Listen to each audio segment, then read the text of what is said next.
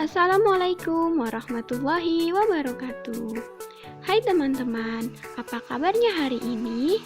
Semoga kita selalu dalam keadaan sehat serta selalu dalam lindungan Allah Subhanahu wa Ta'ala. Pada video kali ini, kita akan membahas tentang fungsi pendidikan seni rupa. Fungsi seni rupa menurut cakupannya ada dua fungsi. Yang pertama, fungsi individu, dan yang kedua ialah fungsi sosial. Fungsi individu adalah fungsi seni rupa yang bersifat untuk memuaskan diri sendiri. Artinya, seorang seniman menciptakan karya seni itu hanya untuk mengekspresikan dirinya, untuk dapat memuaskan batin seniman itu sendiri. Hasil karya seni yang dibuat seniman akan bersifat personal dan ekspresif, karena menjadi wujud ekspresi diri sendiri dari seniman. Bisa ekspresi bahagia, sedih, marah, dan sebagainya. Yang kedua ialah fungsi sosial. Selain fungsi individu, juga ada fungsi seni rupa sosial. Fungsi seni rupa sosial ini lebih menekankan pada memberikan kepuasan bagi orang banyak, orang yang melihatnya. Hal ini berbeda dari fungsi individu yang hanya menitik beratkan pada kepuasan individu saja. Biasanya, untuk melihat karya seni dari fungsi sosial ini bisa dilihat di pameran atau pentas budaya. Ketika karya seni itu hadir di dalam masyarakat, maka disitulah terjadi interaksi antara audiens dan karya seni tersebut, sehingga dapat lebih diapresiasi. Selanjutnya ialah fungsi seni di sekolah dasar. Fungsi seni di sekolah dasar yang pertama ialah sebagai media ekspresi. Ekspresi anak berbeda dengan ekspresi orang dewasa karena kebutuhannya berlainan. Ekspresi ini perlu mendapat perhatian dan guru perlu mengembangkannya. Wujud ekspresi dalam seni rupa dapat berupa gambar, patung, cetakan, dan karya lainnya. Terjadinya ekspresi secara spontan tanpa perintah dari luar. Pengembangan daya ekspresi ini akan terkait dengan pengembangan kreativitas, sebab ada dua macam ekspresi yang terjadi dari anak, yaitu ekspresi kreatif dan ekspresi yang tidak kreatif. Ekspresi kreatif ialah ekspresi yang mengandung kreativitas, terutama yang dijumpai dalam kegiatan berolah seni. Artinya, segala hasil ungkapan anak, baik berupa gambar, patung, atau lainnya, yang menampakkan keunikan lain daripada yang lain. Sebaliknya, ekspresi yang tidak kreatif adalah ekspresi yang tidak menghasilkan nilai-nilai kreatif atau merupakan hasil tiruan, hasil pengulangan, atau hasil ciptakan. Ekspresi kreatif inilah yang harus dikembangkan oleh guru sekolah dasar dalam setiap pembelajaran kesenian. Yang kedua ialah sebagai media komunikasi. Komunikasi mengandung arti keinginan untuk menyampaikan sesuatu pada orang lain. Keinginan berkomunikasi dapat melalui berbagai media seperti suara, tulisan, gerakan, dan gambar.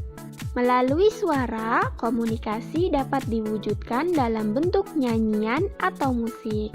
Contohnya, dalam seni suara, banyak lagu yang berisikan pesan yang ingin disampaikan pada pihak lain. Contoh yang kedua, Karya sastra atau puisi merupakan media komunikasi yang ingin disampaikan penciptanya pada orang lain melalui tulisan. Drama atau bermain peran merupakan media komunikasi yang diwujudkan dalam gerak dan ucapan. Gambar merupakan media komunikasi yang dibentuk dengan bahasa rupa yang cenderung paling banyak dilakukan oleh anak. Yang ketiga ialah sebagai media pengembangan bakat seni. Pada umumnya, orang berpendapat bahwa bakat dibawa anak sejak lahir. Namun, yang terpupuk sejak awal akan lebih baik perkembangannya. Sebaliknya, meskipun berbakat tetapi tidak dipupuk, maka akan pudarlah bakat tersebut. Pendidikan seni rupa yang ideal memberikan kesempatan kepada anak yang berbakat untuk memelihara dan mengembangkan bakatnya sejak awal masa sekolahnya, sehingga ia dapat menjadi seni rupawan. Yang keempat ialah sebagai media pendidikan. Kegiatan seni dapat melibatkan berbagai alat atau bahan permainan yang secara langsung maupun tidak langsung mengembangkan kemampuan bernalar. Berbagai permainan yang bersifat eksploratori dan eksperimental memiliki nilai tersendiri. Sebagai contoh, bermain di bak pasir akan menantang anak untuk bertanya atau berpikir, mengapa pasir tidak dapat disusun meninggi tanpa diberi air, tetapi tanah liat dapat dibentuk dengan mudah jika kandungan airnya tepat. Balok permainan tidak dapat disusun seenaknya menjadi bentuk arsitektural, tetapi dibutuhkan satu penyusunan yang terpola. Penemuan tentang sifat, kemungkinan, teknik, serta prosedur pada saat anak melakukan kegiatan seni memotivasi anak untuk berpikir dan mengambil kesimpulan. Bahkan Aristoteles mengatakan bahwa dalam seni harus ada keselarasan antara rasio dan emosi. Penciptaan seni menempatkan rasio sebagai kontrol. Kesimpulan pada video kali ini ialah pendidikan seni merupakan sarana untuk mengembangkan kreativitas anak tanpa ada batasan. Pengembangan tersebut bisa melalui kegiatan bermain, misalnya permainan manipulatif, yaitu memainkan alat-alat yang memberikan kesempatan mengajarkan konsep dari warna, bentuk, ukuran, dan lain-lain, dengan tujuan menjadikan anak lebih kreatif dalam mengembangkan multi kecerdasan yang dimiliki anak melalui kegiatan bermain. Sekian video pembahasan pada kali ini. Mohon maaf bila ada kesalahan. Saya akhiri. Wabillahi taufiq wal hidayah. Wassalamualaikum warahmatullahi wabarakatuh.